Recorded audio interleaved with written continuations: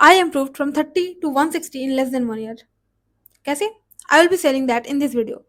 And I bet कि इस video देखने के बाद तुम्हें कोई भी दूसरी स्ट्रैटेजी वीडियो रिगार्डिंग फिजिक्स देखने की जरूरत नहीं पड़ेगी, बट यू मेक श्योर मैं जो कुछ भी बोलूँ तुम उसे इम्प्लीमेंट करोगे। एंड हाँ, मुझे एक्चुअली बहुत सारे रिक्वेस्ट आ रहे थे, बहुत सारे मैसेजेस आ रहे थे कि दीदी प्लीज फिजिक्स के ऊपर वीडियो बना दो। So here I am.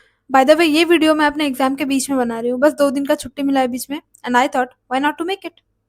देखो, फिजिक्स एक ऐसा सब्जेक्ट है ना जो मुझे स्टार्टिंग में बहुत रुलाया था। मुझे कुछ मतलब कुछ भी पता नहीं था, बेसिक्स पता नहीं था, कुछ पता नहीं था। Literally score 30 in NEET 2023, but in NEET 2024 I score 160, वो भी बहुत कुछ सिली मिस्टेक्स की वजह से कुछ स्कोर तो कम रह गए। I think I am eligible कि तुम्हें वो रोड मैप दे सकूं, कैसे अप्रोच करना है, कैसे फिजिक्स को एकदम बेसिक लेवल से लेके जाके एक मास्टर लेवल पे जाना है जहाँ पे at least you can score 160। Then I assure कि तुम 160 प्लस ईयरली क्रॉस कर जाओगे अगर तुमने सब कुछ अच्छे से इंप्लीमेंट कर लिया एंड एग्जाम हॉल पे भी अपना दिमाग शांत रख दिया तुमने। बिफोर डायरेक्टली जंपिंग इनटू कि ये स्ट्रेटजी क्या होना चाहिए, तुम जब भी कोई एक चैप्टर पढ़ोगे ना तो उसको 3 पार्ट में डिवाइड करोगे। पहले ही सोच लोगे कि ये चैप्टर मेरे किस जोन पे आता है, ठीक है। तो पहले ही तुम सोच लो कि अगर तुम्हारा ये जो चैप्टर है किस जोन पे आता है, ठीक है, कैटेगराइज द चैप्टर। अब कैसे कैटेगराइज करोगे कि तुम इस चैप्टर को बहुत अच्छे से जानते हो, थोड़ा बहुत जानते हो, या फिर बिल्कुल कुछ नहीं पता इस चैप्टर के बारे में। अब अगर तुम बहुत अच्छे से जानते होगे तो उसमें क्या स्टेटस होगा, तुम अगर एक बार रिवाइज कर लोगे you will be able to solve them. अब नो अबिट में कैसा आता है कि भाई तुम्हें उसके बारे में थोड़ा थोड़ा पता है, you are not super confident, तुम्हें उसके लेक्चर्स फिर से देखने की जरूरत है, जबकि ऐसा नहीं है कि भैया एक बार रिवाइज करेंगे notes and I will be able to solve every question, ऐसा नहीं है। और जो है एक डोंट नो में, मतलब मुझे नहीं पता है कि इस चैप्टर में क्या है, बस नाम सुना है और कुछ नहीं पता इस चैप्टर के बारे में, ठीक है। तो 3 कैटेगरीज हो गए। अगर नो वेरी वेल में आता है तो कुछ नहीं, तुम्हें बस अपने पुराने नोट्स पढ़ने हैं, क्वेश्चन प्रैक्टिस करना है, टेस्ट देना है। मैंने पुराना वीडियो मतलब जस्ट रिसेंट वीडियो कल अपलोड किया था, तो वहाँ पे जाके तुम देख सकते हो कि मैंने क्या बोला था, कैसे कोई भी चैप्टर को कैटेगराइज करना है, ठीक है, कैसे उसको अप्रोच करना है। I have discuss it very well. तो इस वीडियो में मैं इसको शॉर्ट रखूंगी, I will not repeat them again. यहाँ पे तुम्हें फिर से लेक्चर देखने की, नोट्स बनाने की जरूरत नहीं है। नो अबिट में क्या होता है कि तुम्हें सेकंड कैटेगरी में, हाँ, लेक्चर्स देख लो 1.75x पे, एंड अगर तुम्हारे पास नोट्स बने हुए हैं उसे रिवाइज कर लो, कुछ नया है तो एड ऑन कर लो, नहीं तो जरूरत नहीं है। बट डोंट नो में क्या होता है, मतलब कुछ भी नहीं पता है, बस नाम पता है। आई will be discussing in a detail वे। मैं मान के चल रही हूँ कि तुम्हें फिजिक्स का कुछ नहीं पता है, कोई भी सब मतलब कोई भी जो चैप्टर है उसके बारे में तुम्हें कुछ नहीं पता है, बस चैप्टर्स के नाम पता है, ठीक है। तो उसे कैसे अप्रोच करना है एकदम बेसिक लेवल से, कैसे तुम्हें एकदम 160 प्लस पे जाना है, आई will be discussing about that. तो पहले हम क्या करेंगे कि इसको 4 फेज में मैंने बांटेंगे, ठीक है। पहले कोई भी चैप्टर पढ़ाया जा रहा है, उससे पहले तुम अपना कैटेगराइज कर लिया तुमने चैप्टर को, ठीक है। एंड मोस्ट प्रोबेबली तुम्हारे इस जोन में अगर पढ़ रहा है तो तुम कैसे अप्रोच करोगे, वो भी डिस्कसिंग अबाउट दैट। पहले आएगा ऑन ऑफ फेज, सेकंड में आएगा ऑफ फेज, देन आता है practice question and then testing. Now will be discussing about on off phase. ये ऑन ऑफ फेज क्या होता है, देखो, ऑन ऑफ फेज मतलब ये होता है कि तुम ऑन मतलब ये कि भैया हमारा जो है ऑनलाइन मोड ऑन है, ठीक है, हमारा जो है ऑनलाइन मोड ऑन है फोन में या फिर कोई भी डिजिटल डिवाइस में हम लेक्चर्स ले रहे हैं। ऑफ फेज मतलब तुम्हारा फोन, गैजेट्स, जो कुछ भी है सब कुछ ऑफ होता है। You and your class notes, you and question papers, you and revision भी, कुछ भी, कोई भी डिजिटल, कोई भी आउटर सोर्स अलाउड नहीं। तो ऑन फेज में तुम क्या करोगे, ऑन फेज में तुम क्या करोगे, इसमें तुम क्या करोगे, तुम लेक्चर्स लोगे, ठीक है, लेक्चर्स लोगे फिक्स्ड रिसोर्सेज से। ऑब्वियसली कोई एक फिक्स्ड सोर्स होना चाहिए, रिलायबल सोर्स होना चाहिए, ठीक है। एंड ऑब्वियसली वो एक ऐसा सोर्स होना चाहिए जहाँ पे तुम्हें सब चीज़ें एक जगह पे मिले। फिर उसका तुम नोट्स बनाओगे एंड स्टे अटेंटिव। ऐसा नहीं है कि तुम एकदम बैठ के बस लेक्चर देख लिया तुमने and you have nothing in your mind, lecture खत्म हुआ, सारी चीज़ें जो भी डेटा था वो उड़ गया, ऐसा नहीं होना चाहिए। Stay attentive, make notes. अब ये जो ऑन फेज है ना, इसका बस एक एक मोटो है कि तुम्हें जितना हो सके नॉलेज गैदर करना है। तुमने नॉलेज ले लिया, अब आता है ऑफ फेज। अब आता है ऑफ फेज, इसमें क्या करना पड़ेगा, revise and try to recall. अब फोन बंद कर दिया, जो भी है आउटर सोर्सेस सब बंद कर दिया, you have your notes with you and try to recall कि क्यों हुआ था। एक रफ पेज ले लो, एक रफ पेज ले लो एंड याद करने की कोशिश करो कि इसमें कौन सा लॉजिक लगा था, ये क्यों हो रहा था, डेरिवेशंस सब कुछ लिखो, ठीक है। तुम्हारे पास टाइम है, लग रहा हो कि दीदी आप जो बोल रहे हो ये बहुत ज्यादा थोड़ा टफ है ना, टाइम ज्यादा लग जाएगा, बट आई अश्योर अगर तुमने ये कर लिया ना, it will be highly beneficial. तुमने ऑन फेज में लेक्चर्स देखा, नोट्स बनाया, अब सेकंड ऑफ फेज में तुम क्या करोगे, मतलब यही ऑन ऑफ फेज के दौरान ही जो ऑफ फेज आएगा उसमें तुम रिवाइज करोगे एंड ट्राई टू रिकॉल कि क्यों हुआ था ये सारी चीजें, क्या क्या हुआ था, कौन सी चीजें, कौन से कंसेप्ट मैंने आज पढ़े, कौन से कंसेप्ट आज पढ़े मैंने, कौन से फॉर्मूला मैंने सीखा आज। तुम्हें जितना याद आएगा तुम उसे लिख दोगे। ये हो गया खत्म फर्स्ट फेज। नेक्स्ट आता है of phase. You can obviously get it कि भैया ऑफ फेज जो है ऑन ऑफ फेज का ऑफ फेज जैसा ही होगा, मतलब कि वहां पे तुम रिवाइज करोगे प्रीवियस क्लासेस के नोट्स। प्रीवियस क्लासेस का नोट्स मतलब ये होता है, फॉर एग्जाम्पल आज तुम्हारा खत्म हो गया, ठीक है, तो टुमारो तुम क्या करोगे, जब तुम मतलब नेक्स्ट डे क्लास लेने आओगे तो प्रीवियस क्लासेस का नोट्स जो होगा उसे तुम रिवाइज करके आओगे for sure. It is mandatory. Because अगर तुम करते जाओगे ना, बहुत लोग मुझे बोलते हैं कि दीदी ये सब्जेक्ट मेरा वीक है, क्या करूँ। Believe me, I was very weak in physical chemistry, बहुत ज्यादा वीक थी, फिजिक्स में भी वीक थी। बट दिस थिंग ना कि मैं आज लेक्चर देख रही हूँ तो नेक्स्ट डे जब मैं लेक्चर देखने जाऊंगी उससे पहले आई विल मेक श्योर कि मैं रिवाइज करके जाऊँ प्रीवियस क्लासेस को। तुम्हें लगता होगा कि बहुत टाइम लगता है, नहीं लगता है, ट्राई करके तो देखो, उतना टाइम नहीं लगता है। Then you will question yourself about the concept. मतलब क्या है, तुम फिर से सोचोगे कि क्यों ये सारी चीजें हुए, मतलब क्यों क्यों ऐसा हुआ, मतलब हम इस क्वेश्चन में इस फॉर्मूले को लगा रहे हैं बट वाई, हम क्यों अप्लाई कर रहे हैं। You will ask why. Time लगेगा, अरे पूरा दिन क्या ही करोगे, तुम सोओगे, खाओगे, उसके बाद तुम्हें ऑलमोस्ट 14-15 घंटा इजीली पढ़ने के लिए मिलेगा, इजीली मिलेगा अगर तुम प्रॉपर हो। तो उस टाइम में तुम क्या करोगे, तुम बैठ के, ये सब तो बहुत हार्ड चीज है भी नहीं, तुम बैठोगे, you will think, just think about this things are not you know like not under कि तुम बहुत रेगुलर स्टडी कर रहे हो, तुम सोच रहे हो, बैठ रहे हो, बस एग्जाम बस रिवाइज कर रहे हो, रिवाइज करते करते सोच रहे हो कि क्यों हो रहा है।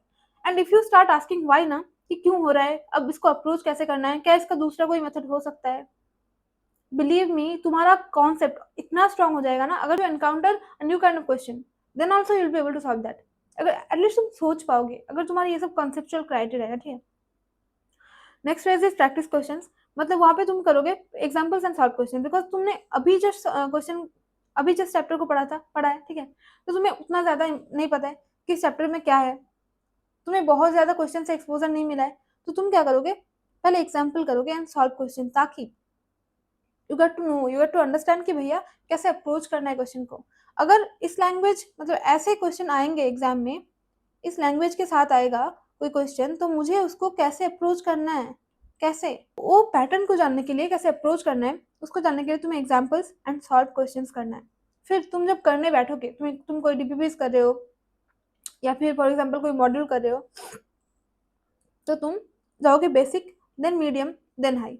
ऐसा मत करना कभी भी कि भैया हम मीडियम से स्टार्ट करें, बेसिक क्वेश्चन कौन ही करे, डोंट डू दिस। ये बेसिक क्वेश्चन जो है ना वो तुम्हें स्पीड बिल्डअप करने में हेल्प करेगा। मीडियम क्वेश्चन जो है वो तुम्हें तुम्हारा अप्रोच भी टेस्ट करेगा, टेस्ट करेगा, plus time management, plus accuracy, ये सब टेस्ट करेगा, ठीक है। तो मीडियम टाइप के क्वेश्चन करना बहुत इंपॉर्टेंट है। नाउ कम्स कि तुम टफ क्वेश्चन क्यों, मतलब हाई लेवल के क्वेश्चन क्यों करोगे, बिकॉज वहां पे क्या होंगे कि मल्टी कंसेप्चुअल होते हैं, मल्टी कंसेप्चुअल हो सकता है, ठीक है। अगर मल्टी कंसेप्चुअल हुआ, दो तीन कंसेप्ट को जोड़ के, तो तुम्हारा जो कॉग्निटिव पावर है, वो थिंकिंग कैपेसिटी है, दैट विल डेवलप। तो ये भी इंपॉर्टेंट है, ऐसा नहीं बोलूंगी कि बहुत ज्यादा हाई लेवल के क्वेश्चन करो, बट नहीं, मीडियम लेवल के क्वेश्चन काफी होने चाहिए तुम्हारी प्रैक्टिस में, एंड हाई लेवल का भी होना चाहिए। आता है next phase, that is testing. अब टेस्टिंग कैसे करेंगे, तो पहले तो पीवाईक्यू का टेस्ट दे सकते हो। ये कैसे करेंगे, कैसे पीवाईक्यू का टेस्ट देंगे, तुम्हारे पास किताब होगा, कोई भी रिसोर्स होगा जहाँ पे सारे पीवाईक्यूज एक जगह पे कोई भी चैप्टर का मिल जाएगा, ठीक है। उसको बस तुम टाइमर लगाओ, मेक श्योर ये जो टेस्टिंग का फेज है ना, timer is very important. Timer लगाओ, पीवाईक्यू का टेस्ट दो, टाइमर लगाओ, पीवाईक्यू का टेस्ट दो। अब तुमने बहुत सारा पीवाईक्यू कर रखा होगा, ठीक है, क्योंकि सर टीचर जब पढ़ाते हैं वो पीवाईक्यूज कराते हैं, तो तुम्हें कम टाइम लगेगा। एंड मेक श्योर कि तुमने जो भी क्वेश्चन किया है वो गलत नहीं होना चाहिए, क्योंकि ऑलरेडी तुमने पीवाईक्यू कर रखा है। Is dedicated time bound test. अब तुमने पीवाईक्यूज वगैरह का टेस्ट दे दिया, ठीक है, अब तुम्हें कोई डिफरेंट टाइप का क्वेश्चन देना पड़ेगा, but dedicated time bound test.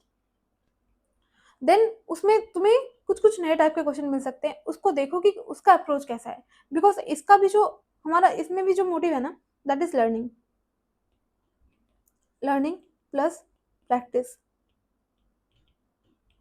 And obviously a very important motive is also, are you able to recall, are you able to recall or not, ये सब चीज़ें तुम्हें देखना है। Now comes the real game कि भैया हमारे यहाँ पे ना 3 टाइप के क्वेश्चन, 3 टाइप के स्टूडेंट्स होंगे अभी, below average, average, topper. Below average कौन होगा? भैया वो सिर्फ थियोरी पढ़ते हैं फिजिक्स में, क्वेश्चन प्रैक्टिस नहीं करते। वो कौन पढ़े भाई, थियोरी पढ़ो, क्वेश्चन प्रैक्टिस करके क्या फ़ायदा, ठीक है। तो उनका जो है क्वेश्चन सॉल्व नहीं हो पाता है, क्वेश्चन जो है सॉल्व नहीं हो पाता है एग्जाम में, उनको कुछ याद नहीं आता है। इवन जो थ्योरी पढ़ा था उसमें भी वो लोग, मतलब कोई थियोरिकल डीप क्वेश्चन आ जाए फिर भी they will not be able to solve it, because उन्होंने कभी अप्लाई ही नहीं किया है। सेकंड आते हैं एवरेज, जो थियोरी पढ़ लेते हैं, थोड़े बहुत प्रैक्टिस करते हैं, बट सफिशिएंट प्रैक्टिस नहीं करते हैं, सफिशिएंट प्रैक्टिस नहीं होता है उनका। वो क्वेश्चन भी नहीं पूछते, लाइक जो मैंने एक फेज बोला था ना कि तुम बैठो एंड आस्क कि क्यों हो रहा है, what are the possible reasons, इसको अप्रोच कैसे करना है। अगर मतलब कि कोई भी सॉल्व एग्जाम्पल देखा तुमने एंड तुमने देखा कि भैया इसको इस टाइप से अप्रोच किया जा रहा है, क्या दूसरी किसी तरीके से मैं कर सकती हूँ, थिंक अबाउट इट। वो लोग ये सब नहीं करते हैं। जो ना हम ज़्यादा क्वेश्चन प्रैक्टिस करेंगे, ना हम उतना क्वेश्चन पूछेंगे, ठीक है। जो थोड़े बहुत क्लास नोट्स में करा दिए गए उसको भी अच्छे से नहीं किया, ऊपर ऊपर से पढ़ लिया, ठीक है, एंड थोड़े बहुत क्वेश्चन प्रैक्टिस कर लिए दिल को दिलासा देने के लिए, भैया हमने तो किया है, हमने तो क्वेश्चन प्रैक्टिस किया है, वो हो गया एवरेज। उनसे बहुत हार्ड लेवल के क्वेश्चन या फिर थोड़े हाई फाई लेवल के क्वेश्चन नहीं होते, तो दे स्कोर अराउंड 100 120 इसके अराउंड, ठीक है। अब आते हैं टॉपर। तो सारी चीज़ जो मैंने बोला है अब पॉइंट, लेक्चर देखना, क्लास नोट्स बनाना, रिवाइज करना, मोस्ट इंपॉर्टेंटली पूछना कि ये चीज़ क्यों हुआ है, उसके अंदर सोचना कि भैया इसको हम किसी और तरीके से अप्रोच कर सकते हैं क्या। पीवाईक्यू का टेस्ट देना, डिफरेंट सोर्सेज से टेस्ट देना, टाइम बाउंड वे में टेस्ट देना, रिविजन करना, ये सब चीज़ें वो करते हैं, दे आर टॉपर्स। सारी चीज़ें फॉलो करते हैं and they will score 160 plus sure. सब चीज़ करते हैं, they are managing everything. But मैं एक चीज़ बीच में बोलना भूल गई, दैट इज मेक श्योर कि तुम जब भी पढ़ रहे हो ना, तुम जो भी पढ़ रहे हो शॉर्ट नोट्स बनाओ, ठीक है, शॉर्ट नोट्स बनाओ। अभी से मटेरियल रेडी रखो, अभी से मटेरियल रेडी रखो रिवीजन के लिए। मैं बोलना भूल गई but it is very important. Keeping future things in mind, short notes बना लो, फार्मूला नोट्स बना लो, है ठीक है, वहाँ पे फार्मूला वगैरह लिख लो एंड कीप दिस रेडी। बाद में नहीं तो बहुत रिग्रेट हो जाएगा, ये बहुत ज़्यादा इंपॉर्टेंट है, अभी से बनाओ, टाइम निकाल के बनाओ। मुझे नहीं पता तुम्हें बहुत टाइम लगेगा, मुझे पता है कि तुम्हें बहुत टाइम लगेगा, but you have to do this, because 1 साल बाद सब कुछ खत्म हो जाएगा एंड 3-4 महीने you will be getting available time, बहुत ज़्यादा टाइम मिलेगा तुम्हें to you know like do whatever things. तो तुम्हारा भी वो टाइम आएगा एंड मेक श्योर कि अभी तुम घिस डालो जितना भी हो सकता है। Now let's talk about the resources. बस कुछ नहीं, क्लास नोट्स पढ़ो, डीपीपीज करो, पीवाईक्यूज करो एंड प्लस जो है टेस्ट दो, डिफरेंट डिफरेंट सोर्सेज से टेस्ट दो, बस इतना कर लो, इतना कर लो, ठीक है। ये सब तो हो गया एंड रिवीजन तो ऑब्वियसली मैंडेटरी है एंड ऑब्वियसली फार्मूला नोट्स भी बनाने हैं, बस इतना करना है। मुझे पता है ये बस नहीं होता है, बहुत ज़्यादा होता है क्योंकि टाइम लगेगा, तुम्हें और 2 सब्जेक्ट पढ़ना है, but you have to do this. मैंने बोला ही कि तुम्हें करना ही पड़ेगा, there is no other way. मैंने सब कुछ डिस्कस कर दिया है, अब तुम्हें जाके कोई नेक्स्ट और वीडियो नहीं देखना है कि भैया ये देखते हैं कि ये दीदी क्या बोल रही है, ये भैया क्या बोल रहे हैं, कुछ नहीं देखना है। तुमने देख लिया ना एक वीडियो, तुम्हें आइडिया चल गया ना, अब कोई और दूसरा कुछ बताएगा क्या। मैं बोल रही हूँ कि ये काम करेगा, आई कैन अश्योर ये काम करेगा, बट तुम अपने एंड से एफर्ट डालो। तुम्हें टाइम वेस्ट नहीं करना है यूट्यूब पे, गो एंड स्टडी। बाय।